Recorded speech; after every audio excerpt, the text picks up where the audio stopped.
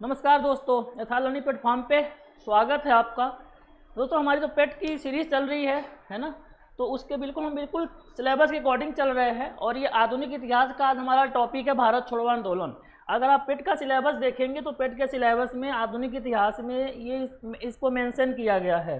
ठीक है, तो अब तक जितने भी हमारे वीडियोस अगर आप देखे होंगे या देख रहे होंगे या फिर अभी नहीं देखे होंगे, नए होंगे हमारे चैनल पे, तो आप हमारे प्लेलिस्ट में जाइए और आपको पेट की सारी वीडियो इसके पहले जो हमने उसमें जितना भी हमने टॉपिक पढ़ाया हुआ है सारा वहाँ पर कवर हो जाएगा। प्राचीन इतिहास का लगभग कंप्लीट हो गया है। ठीक है, अब हम दोनों प्राचीन इतिहास और आधुनिक और मध्यकाल ये उसके टॉपिक के अनुसार लेकर के चल रहे हैं। ठीक, तो लगभग पेट के सिलेबस के अनुसार जो प्राचीन इतिहास का जो टॉपिक है वो कवर है। ठीक, तो आप जा करके वहाँ से आप देख सकते हैं, पूरा वीडियो सब मिल जाएगा आपको वहाँ पर। और ऐसे ही सभी वीडियो जितने भी आपके टॉपिक मेंशन हैं पेट में वो सभी आपको हम कंप्लीट कराएंगे, A to Z फुल होगा वो पे। ठीक है, तो आप बिल्कुल हमारे साथ जुड़िए शुरू से लेकर के लास्ट मतलब पूरा एग्जाम तक। ठीक, और इसमें सारा आपको हम पूरा थियरी वाली classes, practice, syllabus wise, subject wise सब कुछ आपको हम यहाँ पर हम कराएंगे। ठीक है, बस आप अंत तक हमारे साथ जुड़े रहिए, है ना। तो आइए अब शुरू करते हैं। आज का जो हमारा टॉपिक है भारत छोड़ो आंदोलन, बहुत ही इंटरेस्टिंग टॉपिक है। ठीक है, और आपको हम बता दें, अगर आप देखेंगे तो इतिहास में ना तो लगभग आधुनिक इतिहास का ना वेटेज, प्रश्नों का वेटेज ज़्यादा होता है इस हिसाब से देखा जाए तो। लेकिन आपको कंप्लीट तो सभी सिलेबस को करना है, लेकिन आधुनिक इतिहास को थोड़ा सा आपको फोकस कर देना है, क्योंकि देखा गया कि यूपी SSSC के एग्जाम में लगभग ज़्यादातर आधुनिक इतिहास से क्वेश्चन आते हैं। ठीक है, तो इसलिए आप इस पर थोड़ा विशेष ध्यान दीजिएगा। तो आइए अब शुरू करते हैं। भारत छोड़ो आंदोलन बहुत ही इंटरेस्टिंग टॉपिक है ये आधुनिक इतिहास का। आपको पता है जब सरकार का जब पूरी तरीके से वर्चस्व था, आधिपत्य था हमारे भारत में, तो बहुत सारे आंदोलन चलाए जा रहे थे भारतीयों के द्वारा, जो कांग्रेस और भी कई तरह की जो संस्थाएं थी सबके द्वारा। तो अब हुआ क्या, अब जो भारतीय थे धीरे धीरे अब क्रूर हो गए। मतलब ये कि उनको लगा कि अब अंग्रेज ऐसे नहीं मानेंगे और हम लोग को आज़ादी चाहिए ही चाहिए, चाहे कुछ भी हो जाए। तो फिर से एक महात्मा गांधी ने एक आह्वान किया कि ऐसा बात है, अब ऐसे काम नहीं चलेगा, अब सब लोग एकजुट हो करके और एक आंदोलन छेड़े और उसके अनुसार फिर हमें जो भी कार्रवाई करना होगा हम करेंगे। तो इसमें भारत छोड़ो आंदोलन एक बहुत ही महत्वपूर्ण आंदोलन था। ठीक है, और अगर आप देखेंगे तो भारत छोड़ो आंदोलन के कई सारे कारण थे और कई सारे कारणों को लेकर के ये आपका आंदोलन फिर से एक बार शुरू हुआ। जैसे अगर आप 1857 का जो रिवोल्ट हुआ था, ठीक है, 1857 की जो क्रांति हुई थी, तो उसके भी बहुत सारे कारण थे। धीरे धीरे जो आग है लोगों को सीने में लग रही थी, है ना। जैसे अगर आप देखेंगे तो उनके जो भारतीय थे, अंग्रेज क्या कर रहे थे, भारतीयों के धर्म के खिलाफ अत्याचार कर रहे थे, महिलाओं के खिलाफ, किसानों के खिलाफ, है ना। ज़्यादा ऊंचा क्या करते थे, लगान वसूल करते थे, ज़्यादा ब्याज पे क्या करते थे, उनको ऋण देते थे। ठीक है, उनका मालिकाना हक किसानों का छीन लिया गया था, है ना। सैनिकों के साथ बहुत सारी बर्बरता की जा रही थी। तो ये धीरे धीरे ये जो असंतोष है ना, धीरे धीरे ये फैल रहा था। और अचानक में एक समय ऐसा आया 1857, ठीक है, ऐसी क्रांति हुई कि उसमें बस चिंगारी लगाना था और उस चिंगारी लगाई मंगल पांडे ने। ठीक है, और उसके बाद फिर ये क्रांति शुरू हो गई। तो अगर आप देखेंगे तो उस टाइम पे अगर सभी लोग एकजुट रहे होते, सभी लोग एकजुट हो करके अगर उस टाइम लड़ाई लड़े होते तो शायद हमें उसी टाइम आज़ादी मिल गई होती। लेकिन उसमें ऐसे बहुत सारे जैसे मुस्लिम थे, सिख थे, इन्होंने अंग्रेज़ों का कई तरीके साथ दिया। जो बहुत पढ़े लिखे जो एजुकेटेड लोग थे उन्होंने भी अंग्रेज़ों का साथ दिया, ठीक है, अंग्रेज़ों का सहयोग किया। और इस तरीके से जो 1857 की जो क्रांति थी पूरी तरीके से क्या हुई, दब गई और उस पर अंग्रेज़ अपना काबू पा लिए।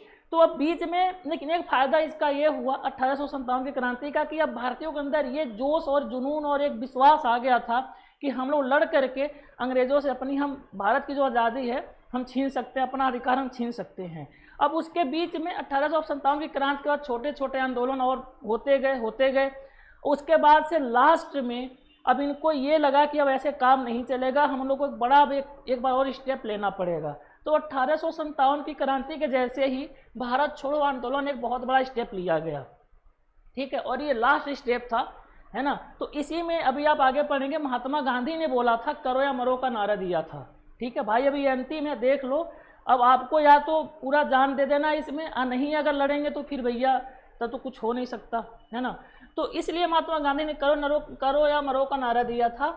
अब इसमें हम समझते हैं कि इसके मेन पॉइंट क्या हैं, इसके कारण क्या थे, इसमें क्या क्या चीज़ें हुई, सारी घटनाओं को इसके हम देखेंगे जो आपके यहाँ से एग्जाम में क्वेश्चन पूछे जाते हैं, ठीक है। तो सबसे पहले हम कारण जान लेते हैं कि 1857 की क्रांति के कारण क्या थे। अब क्या कारण रहे होंगे, सबसे पहला कारण तो आप देख ही सकते हैं कि जो क्रिप्स मिशन जब भारत में आया, ठीक, तो क्रिप्स मिशन जब भारत में आया तो ये इसमें जो भी रूल रेगुलेशन बनाए गए थे उससे जो भारतीय थे ना खुश नहीं थे, ठीक है, भारतीयों में असंतोष था। तो ये भारतीयों को समझा पाने में ना असफल हो गया था क्रिप्स मिशन। तो पहला कारण तो ये हो गया कि क्रिप्स मिशन का क्या होना, असफल होना, भारत छोड़ो आंदोलन के क्रांति का कारण बना। दूसरा क्या है, खाद्य वस्तुओं की कीमतों में वृद्धि। उस वक्त क्या था, उस वक्त आप देखेंगे तो दक्षिण पूर्वी जो एशिया है, जापान से भी ब्रिटेन लड़ाई में लगा हुआ था, उधर रूस से लगा हुआ था, उधर आपका प्रथम द्वितीय जो विश्व युद्ध था वो शुरू होने वाला था। अब इस बीच में अंग्रेज अब जो खाद्यान्न की वस्तुएं हैं भारत में उस पर काबू नहीं पा पाए, ठीक, और इससे धीरे धीरे भारतीयों में असंतोष होने लगा। तो कहीं ना कहीं एक दूसरा कारण, बहुत महत्वपूर्ण कारण ये भी था कि जो खाद्यान्न की वस्तुएं थी, जो इनिशियल वस्तुएं थी, जैसे आप देखेंगे चावल हो गया, नमक हो गया, इसी तरीके जो आवश्यक वस्तुएं थी उनके दाम बहुत हाई होने लगे थे। तो इससे भी भारतीय नाराज हो गए। अब उनको ये लगा कि बस करो, बहुत हो गया, अब तो कुछ करना ही पड़ेगा हम लोगों को, ठीक है। तो ये भी एक कारण बना भारत छोड़ो आंदोलन का। अब हम तीसरा अगर देखेंगे, जापान द्वारा आक्रमण। उस टाइम पे ब्रिटेन पे जापान के द्वारा आक्रमण किया गया था, तो ये भी एक कारण बना, ठीक है। और चौथा देखेंगे, दक्षिण पूर्वी एशिया में ब्रिटेन की हार हुई। जानते हैं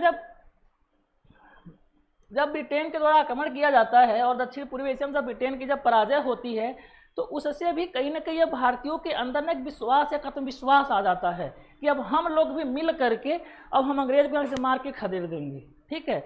तो इस तरीके से ये जो चारों रीजन्स इसमें दिए गए हैं आपके सामने, ये चारों रीजन्स पूरी तरीके से भारतीय छोड़ो आंदोलन में क्या होते हैं, फुलफिल होते हैं, ठीक। और यही सारे रीजन्स रहे जो भारत छोड़ो आंदोलन शुरू हुआ।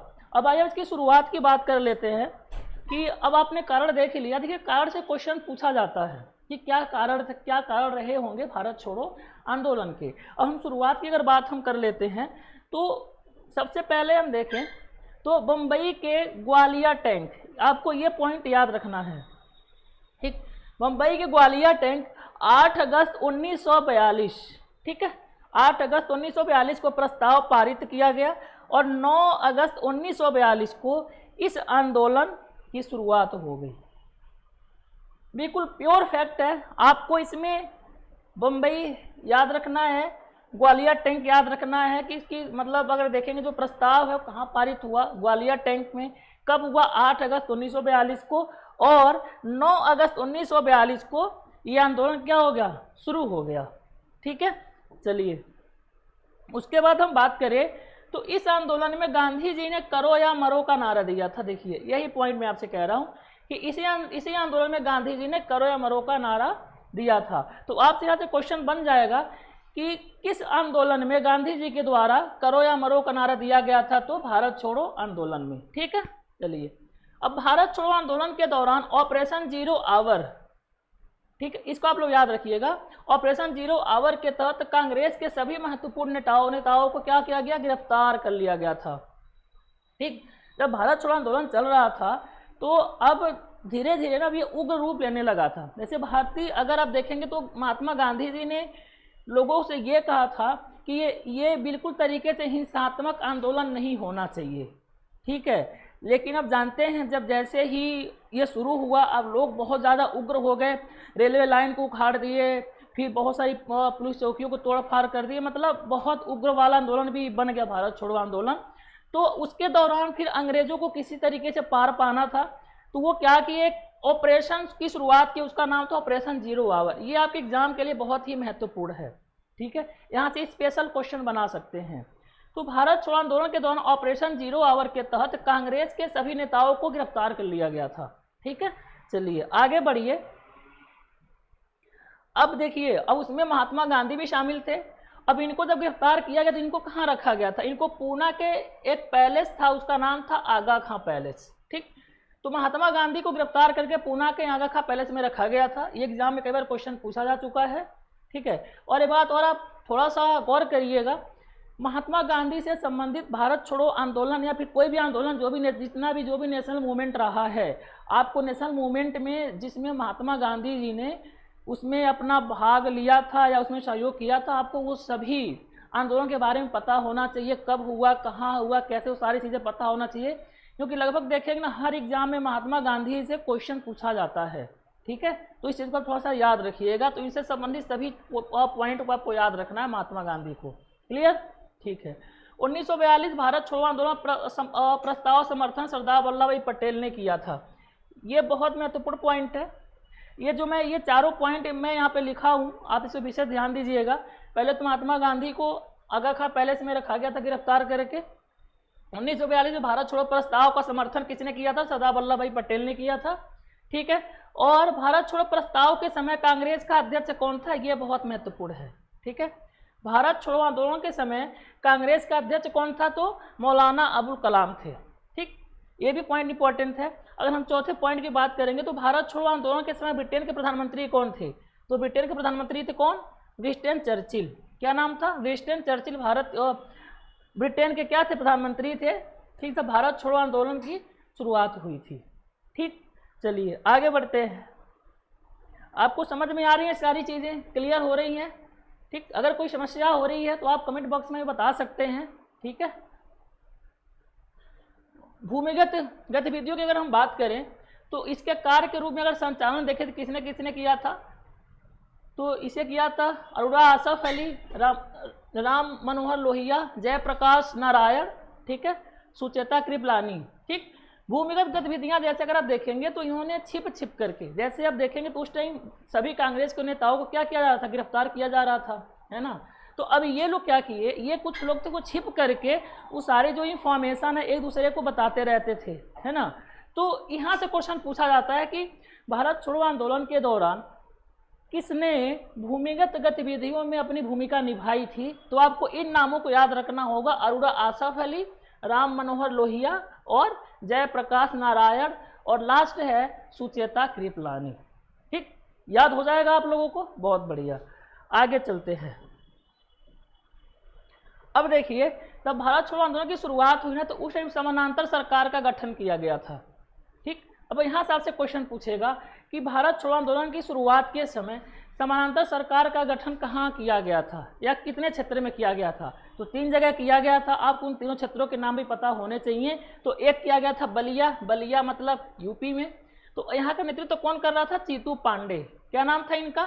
चीतू पांडे। उसके बाद दूसरा आपका देखें तो मिदानपुर, ये न नहीं है, म है, ठीक है, इसको आप देख लीजिएगा। तो मिदानपुर में हुआ था और तामलुक में पड़ता था मिदानपुर, ठीक है। उसके बाद अगर हम तीसरे की बात करें तो सतारा में किया गया था, और सतारा में अगर हम देखें तो वाईवी चौहान तथा नाना पाटिल, ठीक है, ये इन्होंने यहाँ पर इसका नेतृत्व किया था। तो अगर आप देखेंगे तो जो 3 जगह जो समानांतर सरकार का गठन किया गया था, ठीक है, जो समानांतर सरकार का गठन किया गया था 3 जगह, ये कौन कौन सा जगह था? बलिया, मिदानपुर और सतारा। तो आप इन तीनों के नाम भी याद रखने हैं। बलिया से जो नेतृत्व करता है तो वो कौन थे? चीतू पांडे, और सतारा से वाईवी चौहान और नाना पाटिल, ठीक है। तो जो जितने भी महत्वपूर्ण पॉइंट थे भारत छोड़ो आंदोलन से संबंधित, यहाँ पर हमने पूरा जिक्र किया, और यहाँ से ऐसे ही क्वेश्चन बनेंगे। उसका कारण पूछेगा, समानांतर सरकार के बारे में पूछेगा, ठीक है। जो नारा दिया तो महात्मा गांधी जी ने भारत छोड़ो आंदोलन के दौरान, करो या मरो का, ठीक, कब ये लागू हुआ, किसने प्रस्ताव को पारित किया, किसने सहयोग किया, उस टाइम कांग्रेस के अध्यक्ष कौन थे, ब्रिटेन के प्रधानमंत्री कौन थे, यहाँ से इतने सारे क्वेश्चन बनेंगे, और मैंने सारे फैक्ट आपको पूरा क्लियर कर दिया है, ठीक है। तो आपको हमारी वीडियो लग कैसी रही है कमेंट बॉक्स में ज़रूर बताइए। आप कमेंट में हमें बताते नहीं हैं, जिससे हम उसको देखेंगे, है ना, उस पर फिर हम विचार करेंगे, और आपको किस तरीके की कौन सी कैसी वीडियो चाहिए उस पर भी हमें कमेंट कर सकते हैं, ठीक है। और आगे भी आपको सभी टॉपिक, हम पेट के एग्ज़ाम का सभी टॉपिक हम आपके लिए हम लाएंगे, उसका पूरा सिलेबस कवर कराएंगे हम, चाहे हिंदी की बात करिए, चाहे मैथ, रीजनिंग, जीएस का पूरा सब कंप्लीट मिलेगा आपको यहाँ पर। तो आप केवल अपनी तैयारी, पेट की कंप्लीट तैयारी आप हमारे चैनल से कर सकते हैं, आपको कहीं जाने की कोई ज़रूरत नहीं है, ठीक है। पूरा कंप्लीट मिलेगा आपको। पहले हम सारी थियोरी की क्लासेस ले रहे हैं, इसके बाद हम सब 100+ 200+ सभी का प्रैक्टिस क्वेश्चन करवाने वाले हैं, ठीक है। तो सबसे पहले आप इन सभी हमारी वीडियोस को देखिए अच्छे से, उसके बाद आप प्रैक्टिस करेंगे ना, फिर आपको प्रैक्टिस करने में और मज़ा आएगा। क्लियर? चलिए, तो आज के लिए इतना ही। आगे आपसे हम फिर नए वीडियो के साथ मिलेंगे, नए टॉपिक के साथ मिलेंगे। तो खुश रहिए, पढ़ते रहिए ज़बरदस्त तरीके से। फिर मिलते हैं। आज का वीडियो देखने के लिए धन्यवाद।